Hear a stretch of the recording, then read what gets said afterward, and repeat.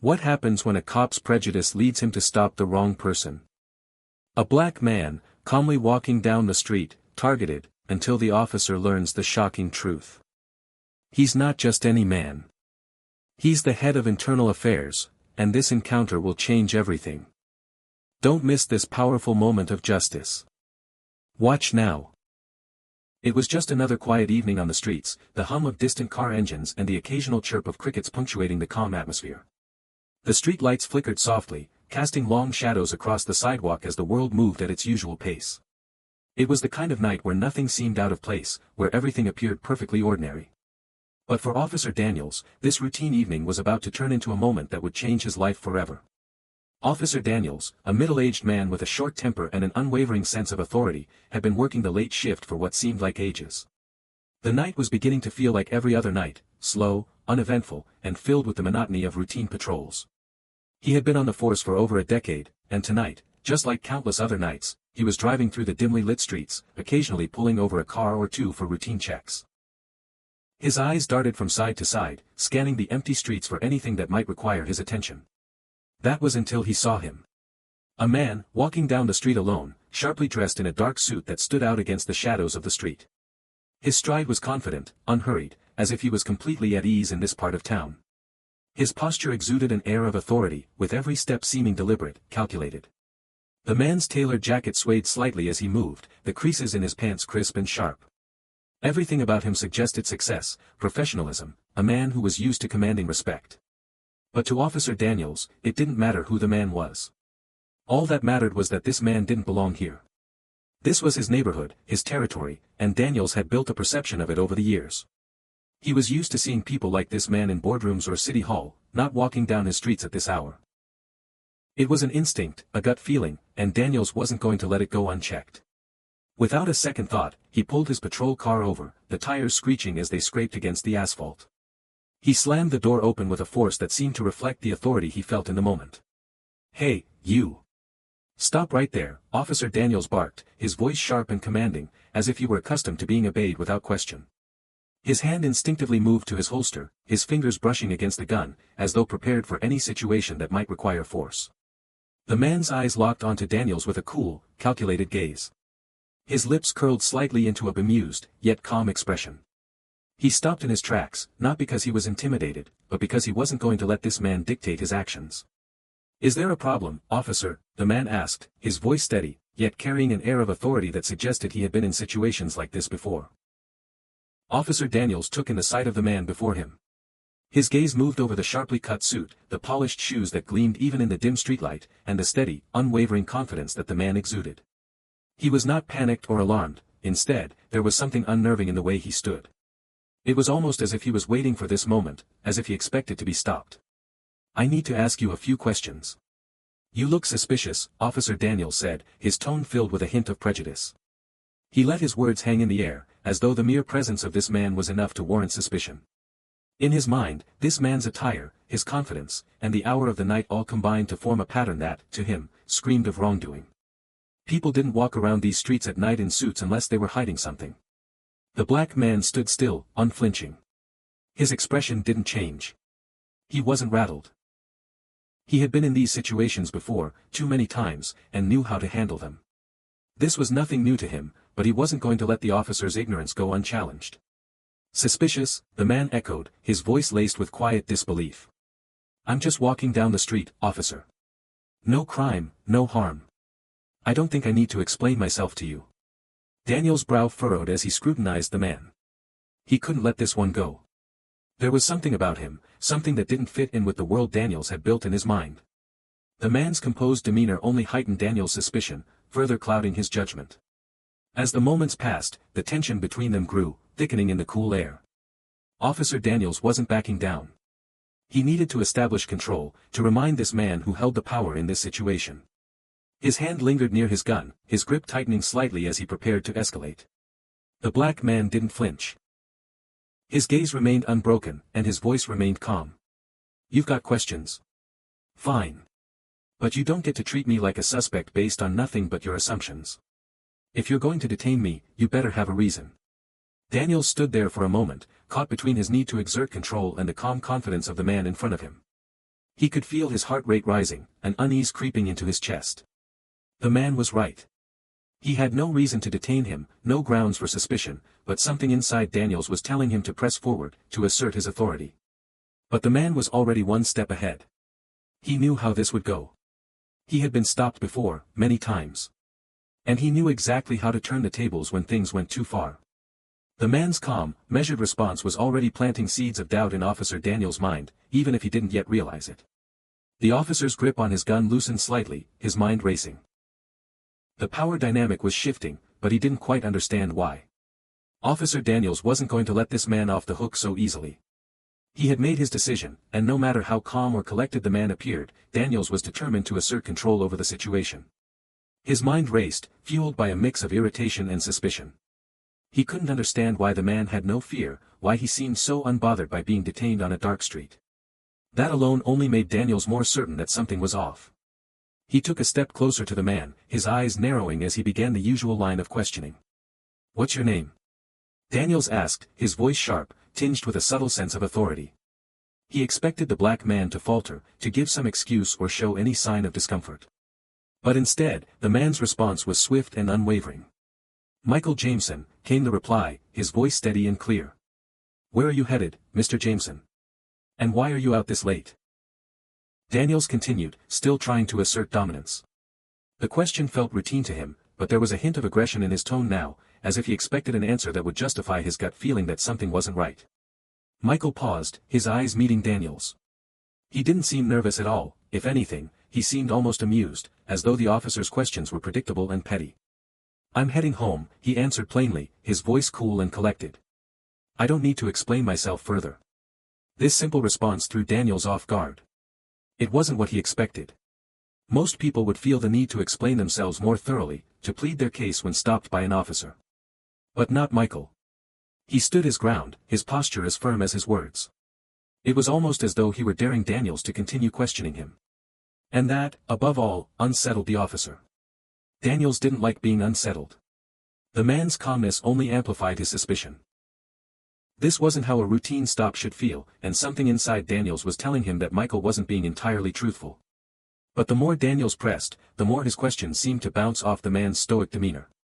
The officer could feel the walls closing in, and that only made him more determined to get to the bottom of whatever he thought was going on. "Tell me exactly where you're going. It's getting late. People don't just walk around here like you're doing," Daniels said, his voice growing more forceful, his patience wearing thin. The suspicion was clear in his voice now, as he tried to push Michael into a corner, looking for any crack in his calm exterior. Michael didn't flinch. Instead, he locked eyes with the officer, unfazed. His words were slow, measured, but laced with a quiet intensity. "I'm going home. I've already answered your questions. If you don't have a real reason for stopping me, I'll be on my way." Daniels' jaw tightened. He couldn't let this go. This man, with his impeccable calm and steady demeanor, was testing his authority. Daniels couldn't allow that. His mind began racing again, wondering if this was some kind of game, a test of his power, or maybe even something more sinister. The streets were unfamiliar to this man. His attire, too, was out of place for someone walking through this neighborhood at this hour. Everything about him screamed outsider, and Daniels wasn't about to let it slide. That was when Daniels made the call. "Dispatch, I need backup," he said, his voice firm and official. He didn't wait for the response before turning his attention back to Michael. "Stay right there." Michael raised an eyebrow but said nothing. He had already anticipated the escalation. He wasn't about to let this officer drag him into a situation that wasn't his fault. As Daniels spoke into his radio, Michael's thoughts turned to the larger picture. It wasn't about this officer anymore. It was about the systemic issue, the feeling of being targeted because of his skin color, the constant suspicion that came with simply existing in public spaces. He knew the game this officer was playing. The call for backup seemed to act as a turning point. The officer was now demanding more than just answers. He wanted control. Michael could feel it in the way Daniels stood a little taller, in the way his voice grew louder, more insistent. There was a shift in the air, a tension that thickened the moment Daniels began to escalate. But Michael wasn't about to give in. "No," Michael said, his voice firm, cutting through the growing tension like a blade. "I'm not going to answer any more of these questions unless you have a real reason for stopping me. This is harassment, officer. Plain and simple." The words hung in the air, heavy with conviction. Michael wasn't backing down. He wasn't going to let the officer have control of this situation. He wasn't the one who needed to be questioned. He wasn't the one who was wrong here. Daniels stared at him, shocked by the sheer calmness in Michael's voice. The words were a challenge, a direct confrontation to his authority. Michael wasn't acting like someone who had been caught in a lie. He wasn't a criminal or a suspect to be questioned further. He was a man who had been harassed for no reason other than his presence in a space that the officer thought he didn't belong. In that moment, Daniels felt something shift within him. His grip on the situation was slipping, but he didn't know how to regain control. For the first time that night, doubt began to creep into his thoughts. Was he in the right? Or was this simply another case of racial profiling, of seeing something he didn't understand and turning it into something sinister? But as he waited for backup, the silence between them grew heavier.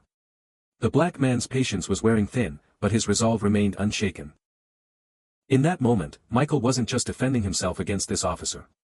He was defending his right to be treated with dignity, to not be judged based on assumptions, and to exist freely without being questioned at every turn. And in that silence, the true battle had only just begun. The air between them had been thick with tension, each second dragging on like an eternity. Officer Daniels, still resolute in his suspicion, stood with his hands clasped firmly at his sides, his chest rising and falling with barely concealed frustration. He couldn't understand it. This man, so composed, so calm, wasn't reacting like someone who was guilty. Instead, he was challenging Daniels at every turn, refusing to be intimidated. And that made the officer more determined to prove he was in control. But then, just as Daniels was about to press for more answers, something shifted. The black man, who had been silent for a moment, finally spoke. His voice was low, but it carried an undeniable authority that made the officer pause. "You have no idea who you're dealing with, do you?" The man's words cut through the air like a sharp knife, sending an unexpected chill down Officer Daniels' spine. There was something in the tone, something in the way the man spoke that made Daniels suddenly feel small. The words reverberated in the officer's mind, and for the first time that night, the certainty he had been holding on to began to unravel. Daniels scoffed, dismissing the statement as arrogance, or worse, an attempt to assert control over the situation. "Oh, I know exactly who I'm dealing with," Daniels muttered, his voice dripping with disbelief. He was still convinced this man was just another criminal trying to play a game with him. The officer didn't realize it, but he was standing at the edge of a precipice, about to find out just how wrong he was. But Michael wasn't playing. He stood tall, the cold expression never leaving his face, and with a deep breath, he pulled something from his jacket pocket, a sleek, professional-looking ID badge. He extended it toward Daniels, his movements slow, deliberate, almost as if to emphasize the weight of what was about to happen. Daniels hesitated for a split second, his gaze flicking between the badge and the man's face. His fingers twitched at his side, his mind racing with thoughts of what the ID might say, though he hadn't expected what he was about to see. With a slight edge of impatience, Michael handed the badge to the officer. Daniels took it, almost automatically, still blinded by his own sense of authority. His fingers grazed the plastic surface of the ID, the cool, smooth texture offering no clue to the storm that was about to break. He glanced down at the card in his hands, and then, for the first time that evening, his eyes widened in shock. The name on the card was the first thing that hit him. Michael Jameson, it read, but that wasn't what took the officer by surprise. It was the title that followed it. Director of Internal Affairs. The words felt like a punch to the gut, slamming into Daniels with the force of a freight train. Internal Affairs. The very department that was responsible for investigating police misconduct, the division that held officers accountable for their actions. Daniels' mind went blank for a moment as he processed what he was seeing. His grip on the ID tightened instinctively, but the reality of the situation hit him like a sudden wave. This wasn't just some random man who had been walking down the street at the wrong time. This wasn't a passerby or an innocent bystander caught in a routine stop. No, this man had power, real, tangible power, over Daniels and the entire police department. This wasn't just a random encounter.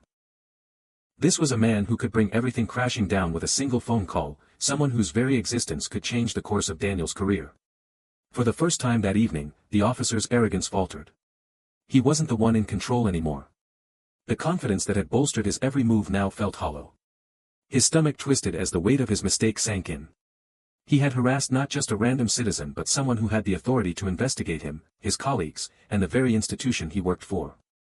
Internal Affairs wasn't just another department, it was the department that held the power to expose corruption, to shine a light on the darker side of law enforcement, to hold officers like Daniels accountable for their actions. For a brief moment, Daniels stood frozen, staring at the badge, unable to process what was happening. His mind raced, struggling to keep up with the realization. He had been so certain of his actions, so convinced that he was in the right. But now, everything was unraveling, and he didn't know how to stop it. Michael, however, was calm as ever, watching the officer's reaction closely. There was no hint of satisfaction in his eyes, no sense of triumph. It wasn't about revenge, it wasn't about proving a point. It was simply about the truth. The man had been wrongfully stopped, and now it was time for Officer Daniels to face the consequences of his actions. The silence stretched between them, thick and uncomfortable, until Daniels finally spoke, his voice shaky. I didn't know, he muttered, the words tumbling out as though he was trying to make sense of the situation. His confidence was gone, replaced by an uncomfortable awareness of just how badly he had miscalculated. Michael nodded slowly, his eyes unwavering. No, you didn't, he said softly, but the words carried a weight that was impossible to ignore. And now you're going to learn what happens when people like you abuse their power. For the first time, Daniels realized that this wasn't just a routine traffic stop. It was a reminder of the power dynamics at play, of the responsibility officers like him had to uphold the law without overstepping their boundaries. It was a lesson he would never forget, and the consequences of his actions would unfold in ways he couldn't yet comprehend. Daniels blinked, his eyes momentarily unable to comprehend what he was seeing. His mind was working overtime, trying to process the ID that he had just held in his hands, the name, the title, Director of Internal Affairs. The words seemed to swim before his eyes, but the meaning behind them was undeniable. The air felt thick, heavy with the weight of what had just been revealed. Internal Affairs. Daniels muttered under his breath, as though saying the words aloud would somehow make them less real. You're the head of Internal Affairs. Michael Jameson's gaze remained unwavering, calm, and steady. There was no hint of arrogance in his posture, no smugness in his expression. He simply nodded, his eyes never leaving the officer's face. Yes, I am, Michael said, his voice low but firm. And you're harassing me for no reason. Do you realize the trouble you're in right now? His words hung in the air, each one carrying the gravity of a threat, but also a profound statement of the reality Daniels had just walked into. Daniels took a step back, his thoughts spinning. He tried to steady himself, but the ground seemed to be shifting beneath his feet. Everything had changed in an instant, and for the first time that night, the officer felt a sense of true fear, a fear not of physical harm, but of the ramifications of his own ignorance, his blind prejudice, and his reckless actions. The realization hit him like a ton of bricks, crashing through his mind with a force that left him momentarily speechless. Michael wasn't just a man walking down the street at the wrong time, he wasn't just another figure who caught Daniel's suspicion because of his skin color or his attire. Michael was the person who had the power to do something about people like him. He wasn't some random citizen, he was the head of the very department that had the authority to investigate police officers for misconduct. The very department that Daniels worked for. Daniels felt his heart rate quicken, his breath growing shallow as the weight of the situation hit him. He had crossed a line, one he had never imagined he would cross. In his mind, Internal Affairs was always distant, something far removed from his day-to-day work, something that only came into play when a serious incident or scandal occurred. But now, staring at Michael, he understood just how close that division was to his own actions, how easily his own behavior could come under scrutiny. Michael was the person who could expose the systemic issues that plagued the police department, the very institution that Daniels had sworn to serve and protect. The officer had thought he was above it all, that his position and authority were unchallenged, but Michael's presence, his calmness, and his unwavering certainty shattered that illusion. Michael could hold officers like Daniels accountable for their actions. He could expose the very flaws within the department, and Daniels had just provided him with the perfect example. Daniels' mind raced. He thought back to the many interactions he'd had with people in the past, suspects, citizens, even his own colleagues. How many times had he been quick to judge, to assume the worst of someone based on their appearance, their mannerisms, or their background? How many times had he wielded his authority with little regard for the impact of his actions? It all came crashing down on him now. The officer was no longer certain of his own righteousness. The moral high ground he had felt so secure in was now slipping away. He had, without thinking, targeted someone with real power, someone who could bring his career, and perhaps the entire department, into question.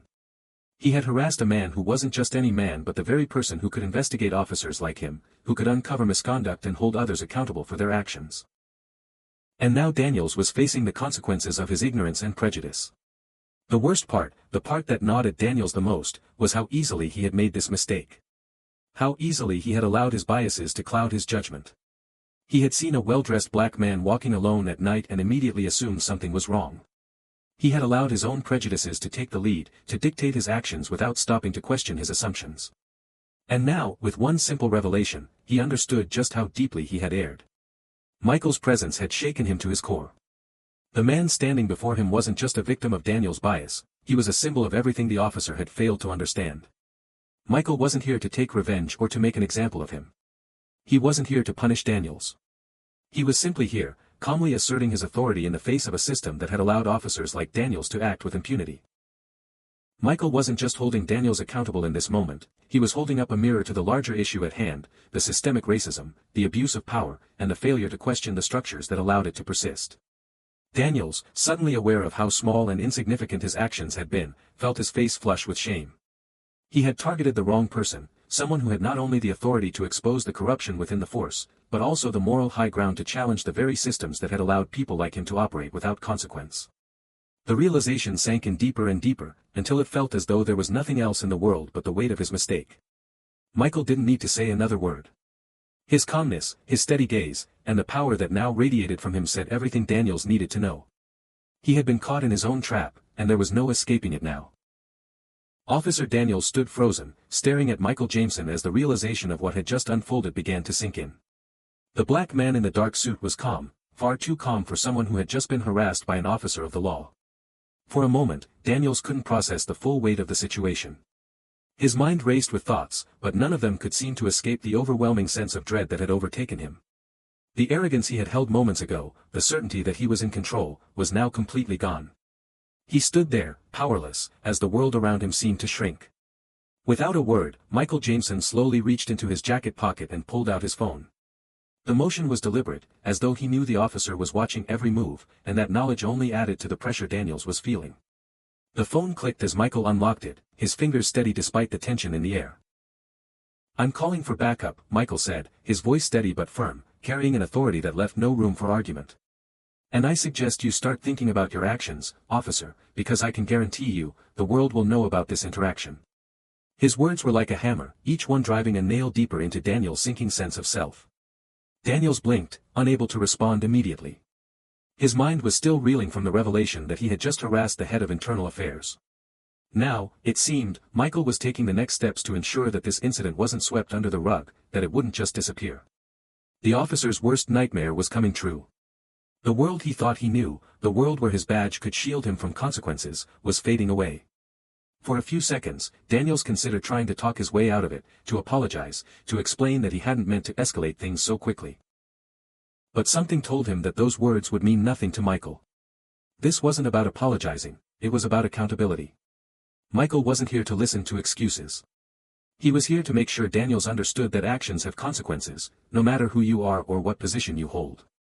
"I'm calling my superiors," Michael added, his tone even more resolute.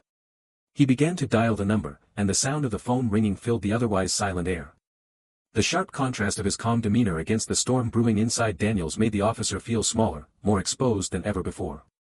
Every second that passed seemed like an eternity as Daniels' mind scrambled to make sense of what was happening. But it was too late. The officer had crossed a line. His biases, his prejudice, and his misuse of authority had led him to this moment. There was no way to undo it. Michael's voice, steady as always, was the final reminder that in a world of growing transparency and justice, people like Daniels couldn't hide behind their badges anymore.